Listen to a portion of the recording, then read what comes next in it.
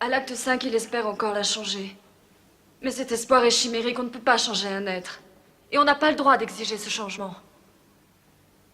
À travers des excuses embarrassées et dans le langage précieux du XVIIe siècle, c'est ce que Célimène veut faire comprendre à Alceste. Ce qu'elle veut lui dire, c'est... Si tu m'aimes, accepte-moi comme je suis, parce que je ne changerai pas. Accepte-moi comme je suis et je t'accepterai comme tu es.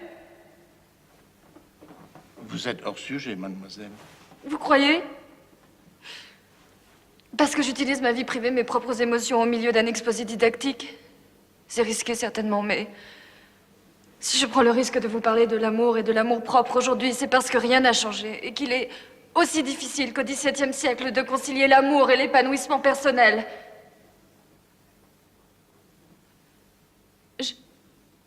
Je peux continuer?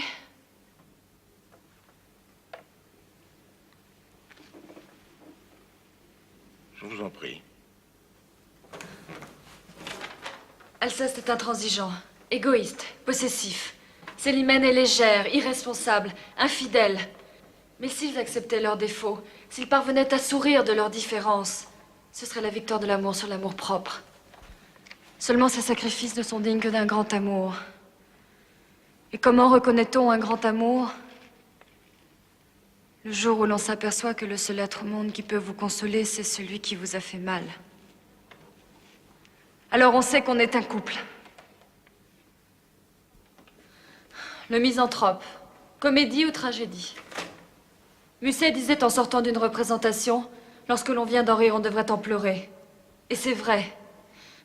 Assister à l'échec d'un grand amour, c'est terriblement triste. Imaginer les deux héros à jamais rejetés au désert de leur solitude, c'est une désolation. Je crois que c'est cela le message de Molière pour nous tous à travers le temps. Oui, c'est à vous, s'il vous plaît, que ce discours s'adresse. Y a-t-il quelqu'un parmi vous qui aime assez l'être qu'il dit aimer pour préférer son bonheur au sien? Pour le laisser vivre à son rythme? Pour pleurer de ses déceptions, rire de ses joies? Et je terminerai avec ces mots d'Alfred de Musset. Tous les hommes sont menteurs, inconstants, faux, bavards, hypocrites, orgueilleux et lâches, méprisables et sensuels. Toutes les femmes sont perfides, vaniteuses, artificieuses, curieuses et dépravées. Mais il y a au monde une chose, sainte et sublime, c'est l'union de ces deux êtres si imparfaits et si affreux. C'est dans On ne badine pas avec l'amour, scène de acte 5.